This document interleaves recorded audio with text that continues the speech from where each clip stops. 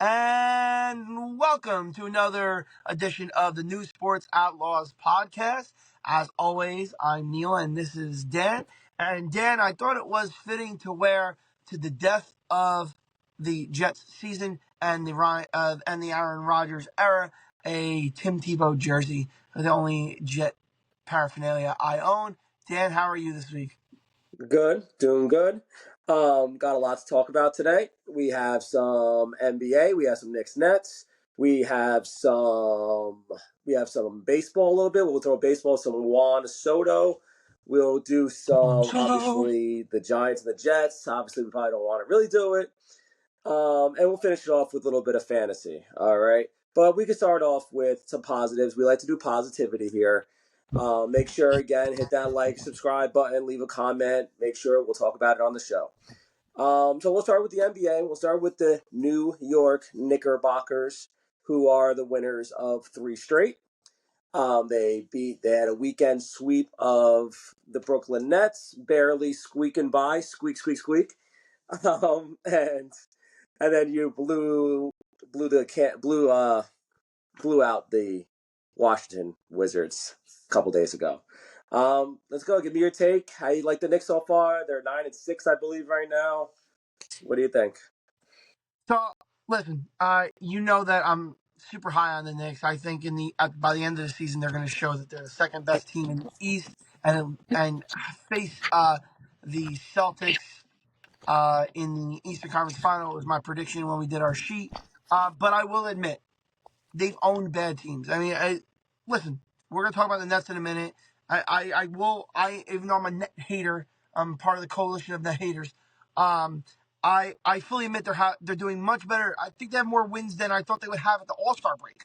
So they're doing much better than expected. The Brooklyn Nets are, but the Knicks have owned bad teams so far. I need to see them do it against good teams, and so far we'll see because they're got a tough road test coming up on the West Coast. They play the Suns tonight at 10. They play the Jazz, the Nuggets, all of those 3 games before we meet again on our next podcast.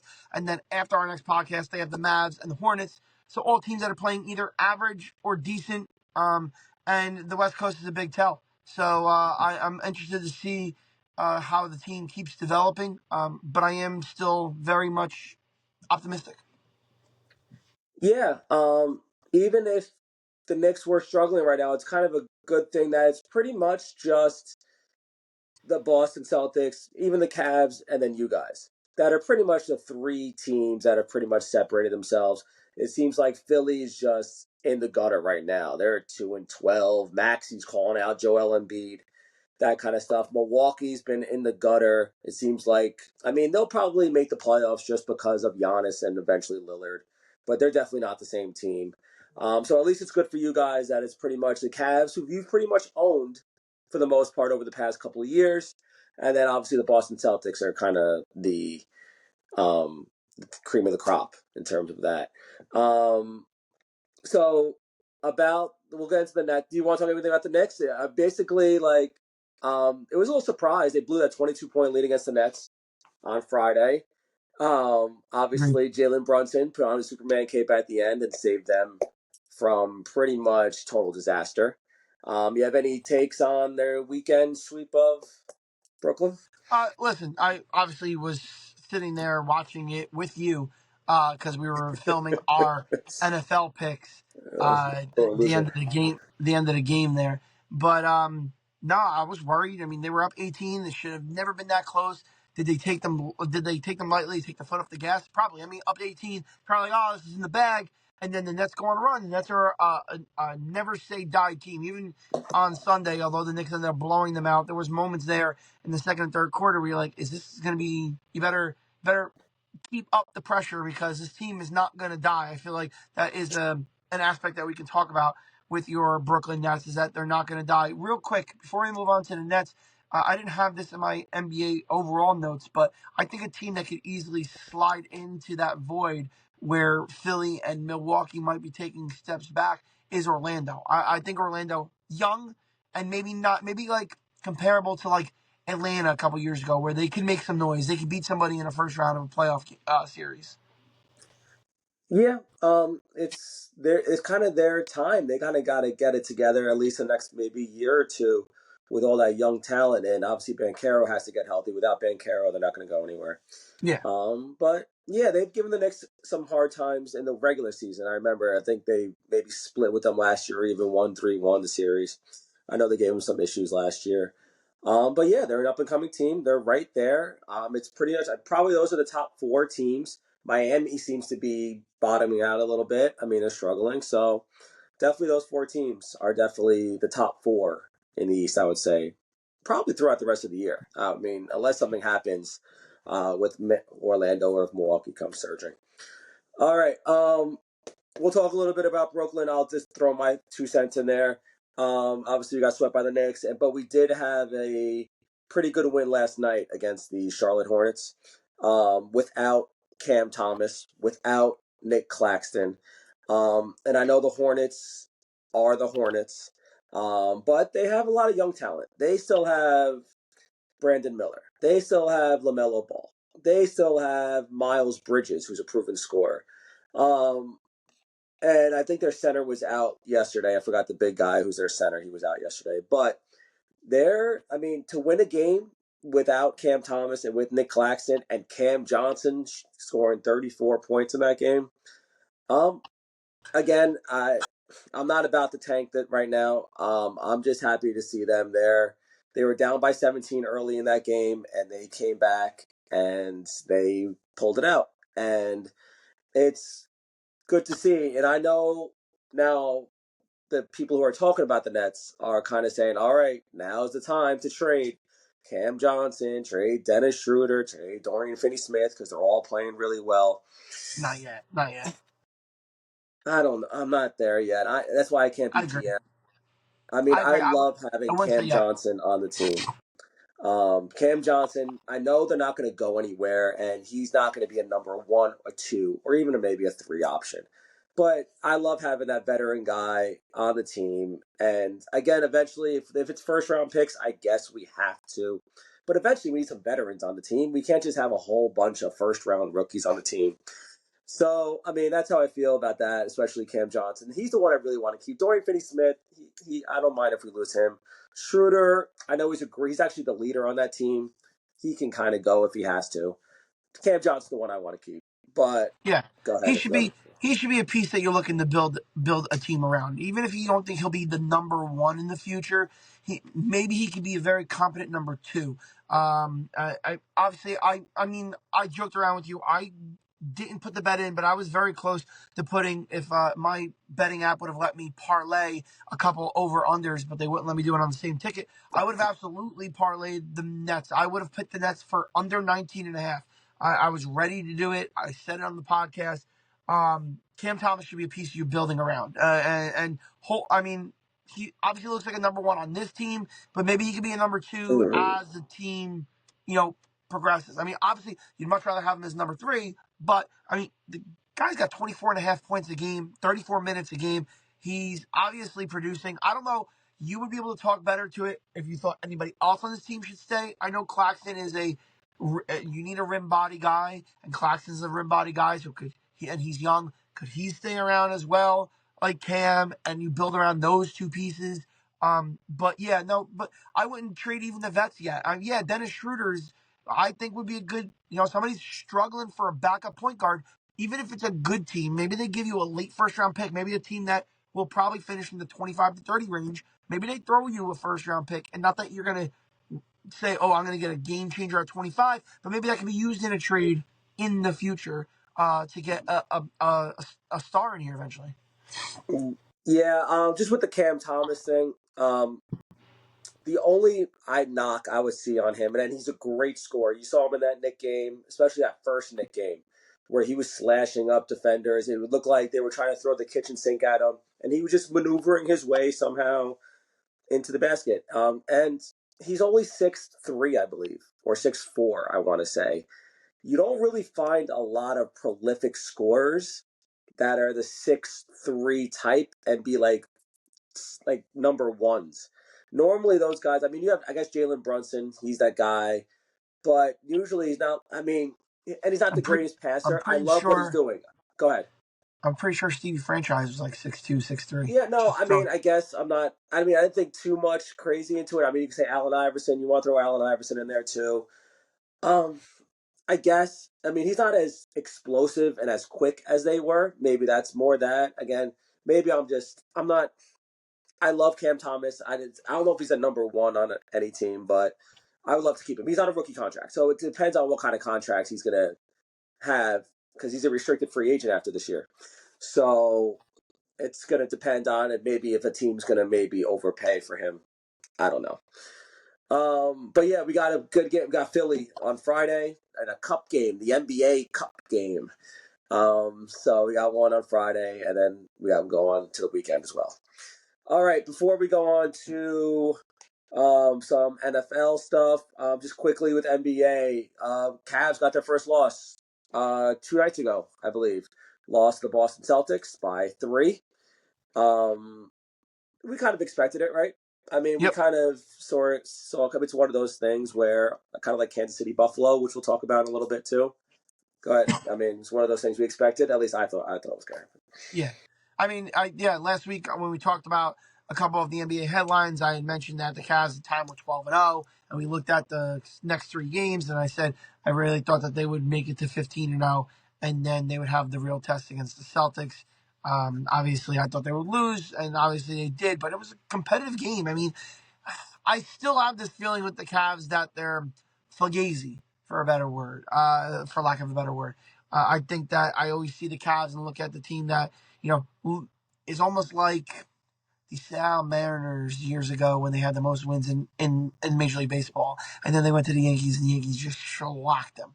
A team like that where it's like they could have 65 wins in the regular season, and I still probably wouldn't be petrified of them like I would be of Boston in a playoff series. Yeah, no, I agree with you.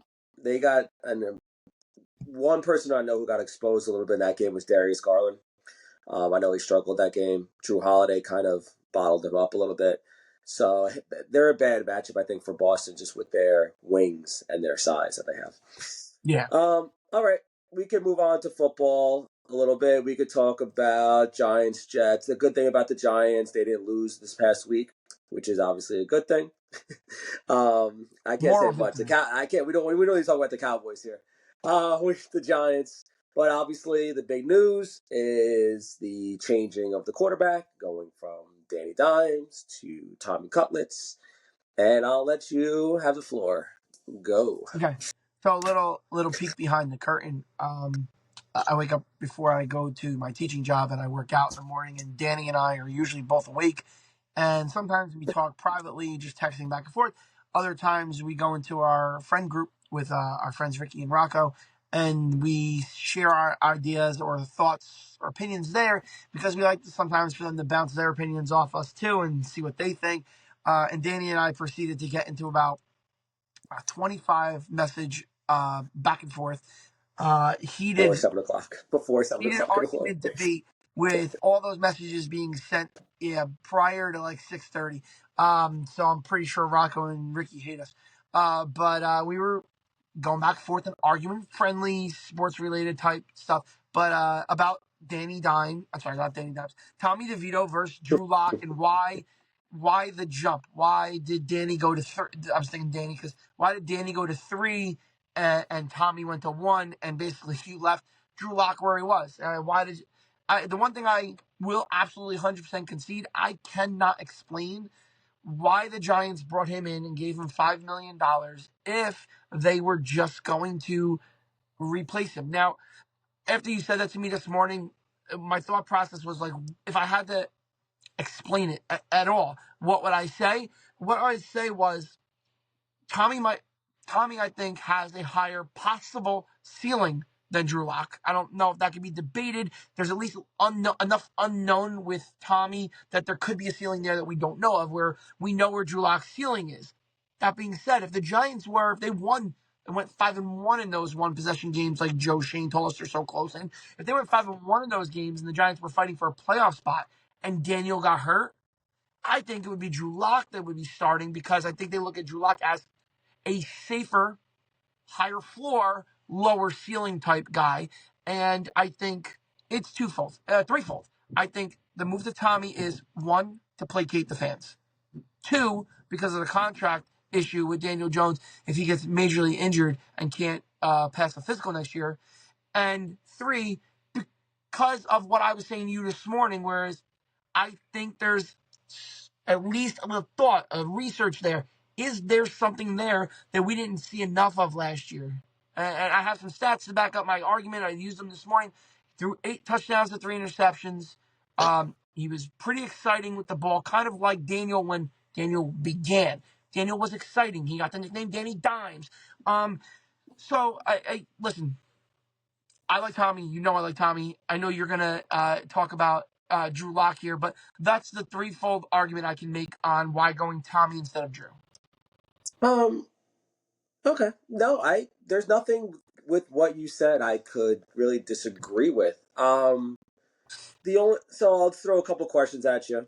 I'm not even gonna talk about Drew Lock. You kind of said it. You're kind of right. He has a higher floor, lower ceiling. I could agree with that. Whose decision do you think? Do you think this was a Dayball decision, or do you think this came from Mara? That's a very good question, and I can't answer that. I could even see a conversation like this. The, Mr. Mara, we're gonna go to Drew Lock, and Mr. Mara goes, well, is there much of a difference between Drew and Tommy?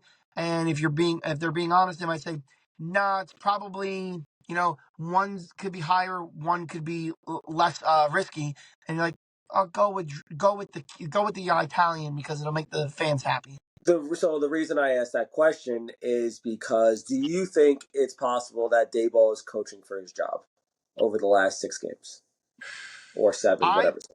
yeah, over the last 7 games, if they go 0-7 and look like no heartbeat and guys quitting, do I think Mr. Mara could change his mind after he already said they're safe? Yes, I do. Do I think if they go 1-6 Two, or whatever. or 2 and two and 5, five 4 and 6 or go. 2-5 and show a heartbeat and the fact that they show they don't quit on the coach and they're listening and they're in games, then I don't think there's any chance. I think there's more of a chance he's here than he's not here. But I mean, I think there is a possibility. There's at least a scenario where you could see him getting Mr. Mara changing his mind and firing both him and Shane. Okay. Yeah, no, I respect it. It's a good answer. One last thing I'll just kind of say. So we obviously you're thinking about the draft picks. Um, is quarterback like?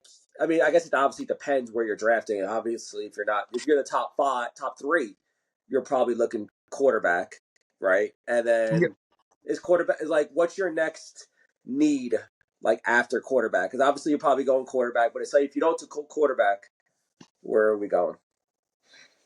I mean, I think I know the combine has done a lot the last couple of years. I mean, I think I know it's really early, but Anthony Richardson flew up when the combine came around. Anthony Richardson flew up because of his athleticism. He jumped off the paper, even though he played quarterback for 12 games in his career. I think the combine is going to be more used this year than anything because all these quarterbacks are like a quagmire. I don't like Shedeur Sanders. I don't want Shedeur Sanders anywhere near my team. That being said, he's super athletic. And although he maybe hasn't separated himself, people will tell you he's the number one quarterback in prospect in the draft. But then you have all these other guys. You got the kid Dart from Ole Miss. You got you got Milton from Alabama. You have Ward from Miami. So you have a lot of these other guys that I think will come to the surface. But besides for quarterback, I don't think the Giants need a wide receiver. Even though I was joking around with you about Hunter the other day, I would look for, and I'd have to do my research. Couldn't tell you. I Maybe know it's yeah. So. if you had like let's say you had the 7th or 8th pick, and both Shador and Ward are gone, and you don't trust any of the other guys, and you don't want to stretch for a QB there, maybe you look at a defensive just I guess it depends who's shut down. out there. I mean, I know it's tough. I know with me it's kind of early to kind of throw that out there. But obviously you could use anything. Maybe he's go best available between O line or D line or whatever it is. Or Kind of, I a guess it depends shutdown where you're drafting. corner. Depends where you're drafting. Yeah. All right. Well, they got an important game this week against the Buccaneers. So, um, yeah, they're all banged up too. I think Mike Evans is supposed to be coming back, or at least close to back. So obviously that's a big thing for Baker Mayfield. Yep. So we'll see how Tommy Cutlets does. This is definitely a winnable game, and then you got the Cowboys on Thanksgiving, so Yep. maybe a good start. Cooper Rush versus Tommy DeVito. Thanksgiving dinner. All right. All right. We can go more than the dumpster fire we thought the Giants were. We can go with the New York Football Jets. Um, jeez. Another loss to the Colts. Lost by one to the Colts, 28-27, or maybe a couple. And But a yeah, they new lost by and a one new couple pain points. and a new painful way to lose, huh? Yeah, just when you thought again they were down early, you're like, oh boy, and then they gave you some false hope, and then all of a sudden Anthony Richardson, love started him in fantasy, might never start him again, and had a really good performance, 2 touchdowns, it's good. And then after that, obviously they just fired their GM, Joe Douglas, just God. got let go yesterday.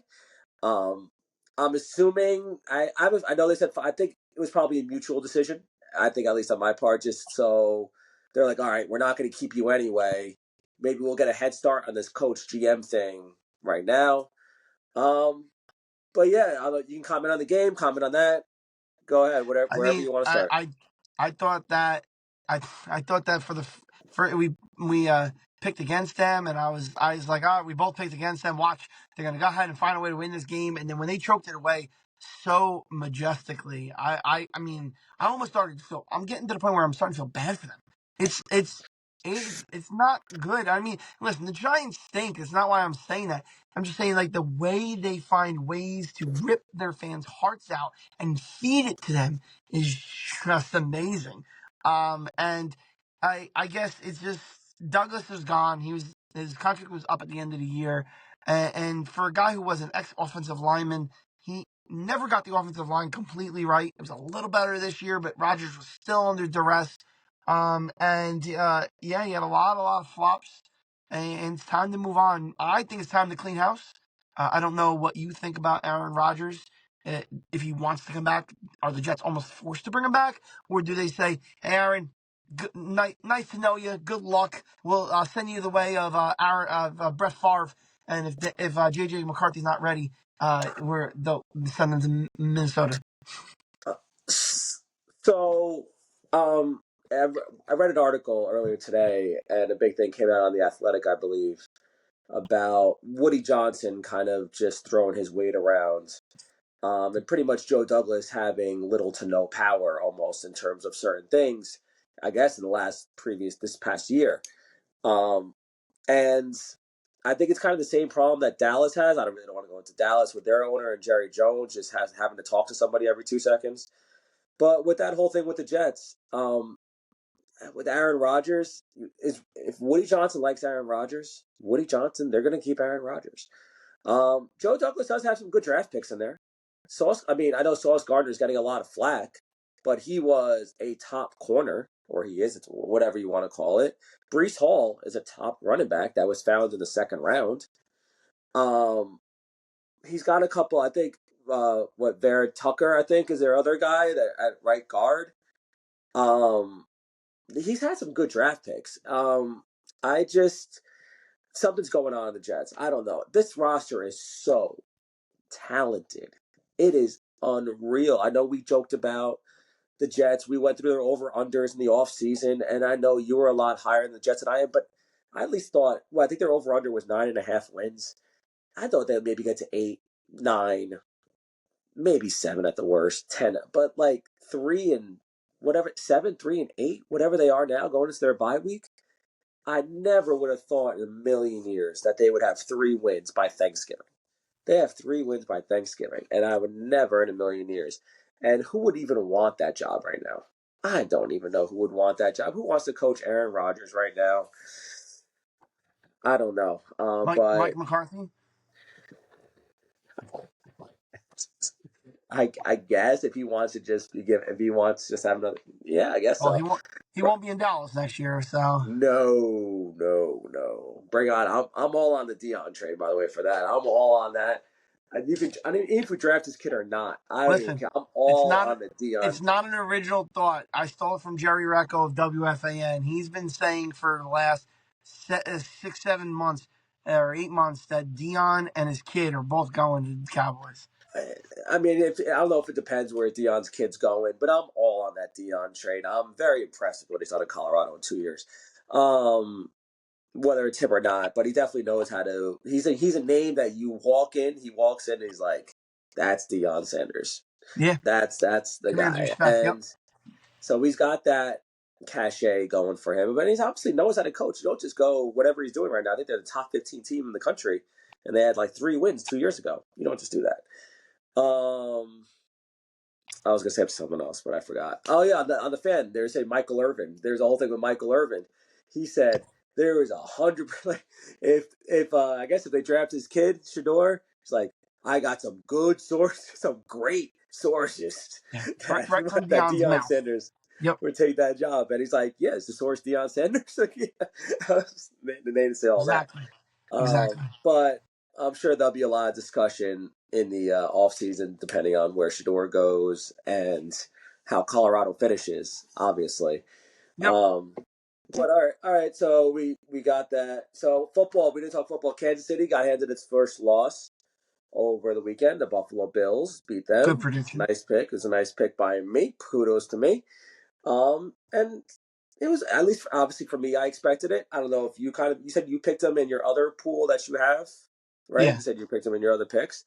yep. Buffalo, definitely, they wanted to come in and beat them. They were at home and they came in and they kind of, now say they took care of business. They blew them out, really. Patrick Mahomes didn't really have his chance in the fourth quarter. That Josh Allen put on a Superman cape on that 30-yard He run. I looked think it was 4th and 1, and they sloppy. ran. Yep. It was like a 30-yard run to the end zone to finish it. And kudos to them. Obviously, though, for Josh Allen, it's all about the postseason and if he can do it in the postseason. So I don't think we're really surprised, but we'll be surprised, I think, if he does it in the postseason.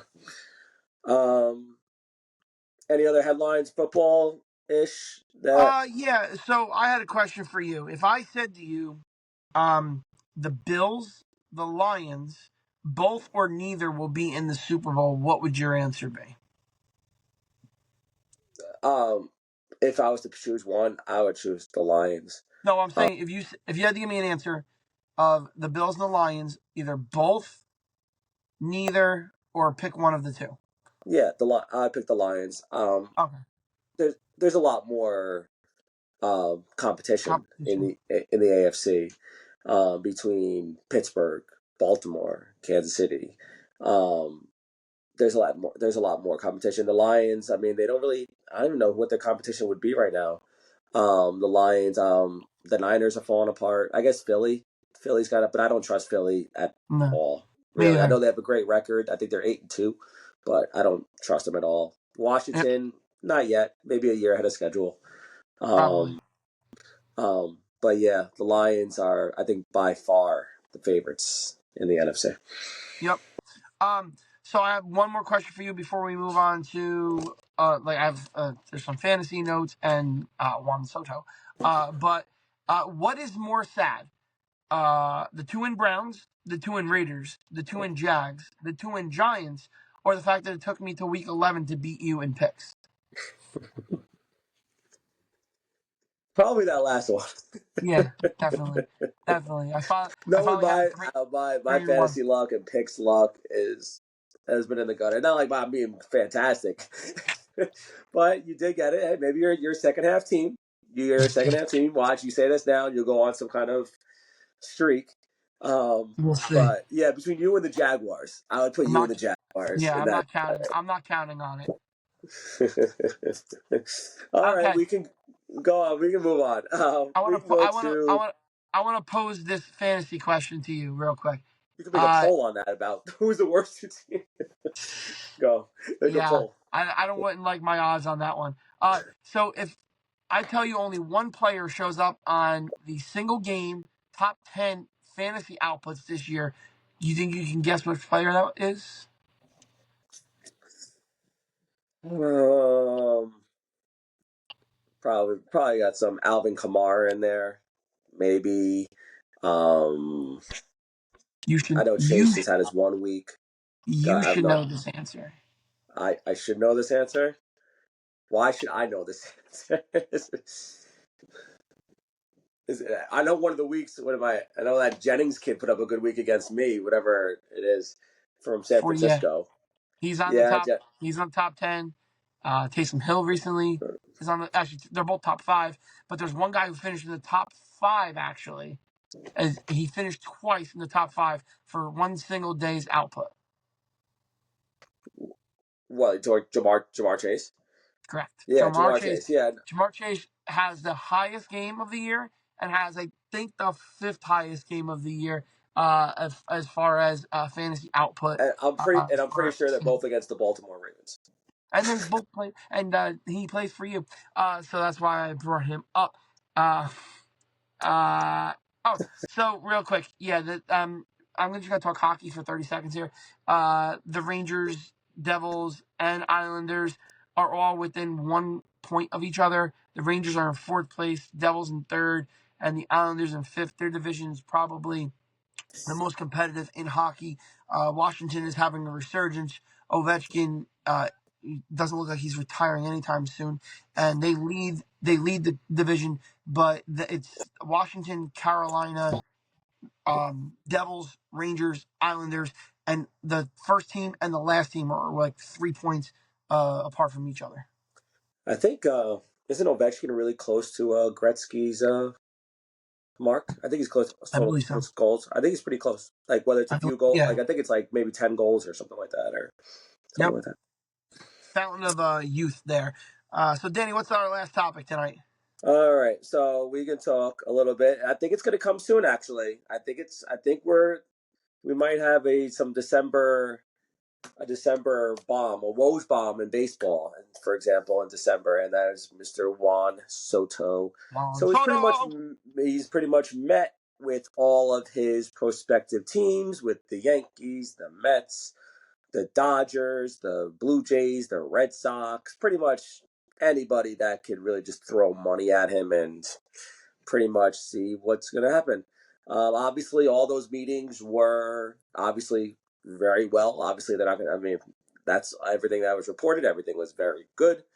We were hearing reports that Stevie Cohen's looking at, I think, 650 million. And he's kind of willing to kind of do what he's got to do.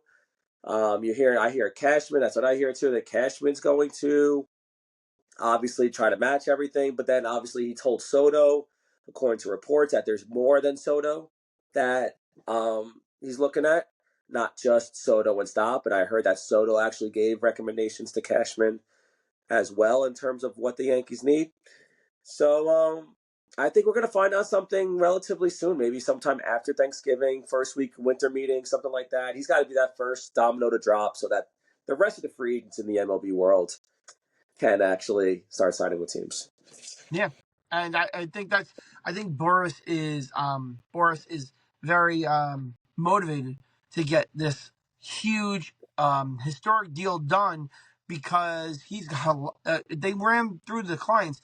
He's got the like 8 of the other top 10 free agents in baseball this year, and a lot of them are going to get more money after Juan Soto signs, and teams, if whether it's the Yankees or the Mets or the Dodgers or maybe not the Dodgers, they already have so much, but the Red Sox and the Blue Jays are going to be desperate to bring somebody in to show like, hey, we didn't get Juan Soto, but look, we got a consolation prize.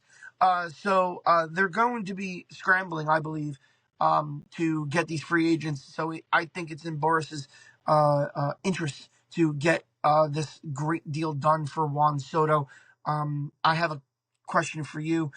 If you had to predict how many years, let's not do the money. How many years does he get, and from which team? Give me like your favorite to land him and the second favorite. Um, I personally think it's Yankees Mets. I don't really see him going anywhere else. I have a hard time believing. I don't know why. I guess I would have a hard time, but you got to think he would be hated if he cares. He would be hated by all Yankee fans for like eternity if he went across the river to the Mets. Um, um, I think the Yankees are still the favorite because he's been in their clubhouse before. he knows Aaron Judge is the ultimate protection. And there's really nobody like that in New York on the Mets. So, I mean, I know I think he's looking at the most money. So, in terms of years, I would say the Yankees are going to throw 12 at him. I wouldn't be surprised, though, if the Mets try to go 14, 15. I think this is Stevie Cohen. This is why they bought him to the Mets. Or this is why he bought the team. And this is like his, if he can't get this done, why the hell is he even there? He's there to throw his money around. Um, I don't have the greatest feeling. I think it's a 50-50 shot, personally. I'm not sure. We know Cohen, I think, can go the full ride.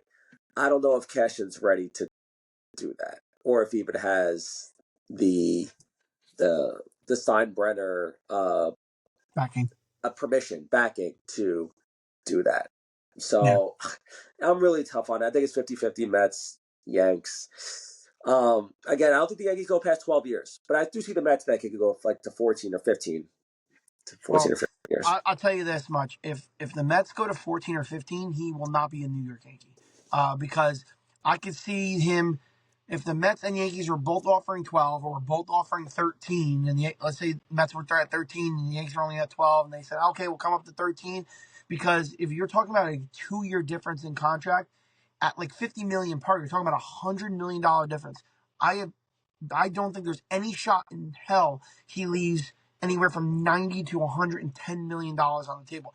Could he leave 50 million, 40 million, 30 million? Sure. Sure. If the Yankees, let's say, offered him 13 years and it was 40 million less over the length of the contract compared to the Mets, and it was they both at 13, I think he signs with the Yankees. If it's the Yankees at 12 and the Mets at 14, I think there's no doubt about it. He's wearing orange and blue. Because it's not like he'd be with scrubs over there. We got to give the Mets at least their credit. Francisco Lindor showed what they expected him to show when they signed him to that huge contract. For all but 1 month of the year, he was the MVP of the National League. And so it's not like he'd be playing with a bunch of scrubs. And Steve Cohen, we have questions. Could Hal go out and sign more if they sign Juan Soto? We have no questions that Cohen can't sign another 3 players to go along with Juan Soto and just literally go from happy story to odds-on favorite to win the National League East. Yeah, I think Yankee fans are in very trepidation. There's a lot of nervousness, I think, around Yankee fans. Met fans, I don't think they're really that nervous. Really, I think they obviously want Juan Soto, obviously, but I don't think they would be too crazy Yankee fans would definitely be more upset than Met fans. I mean, I guess because Soto had him for the year, and Yeah. we were so close to a championship, and you never know if we win that game 5. That we never know what happens. Yeah, I guess we'll find out. I think we're going to find out sometime after Thanksgiving. It'll be relatively soon. Yes, sir. So, Danny, that brings us to the end of our podcast here. And we had a good time this week. Went longer than we usually do, actually.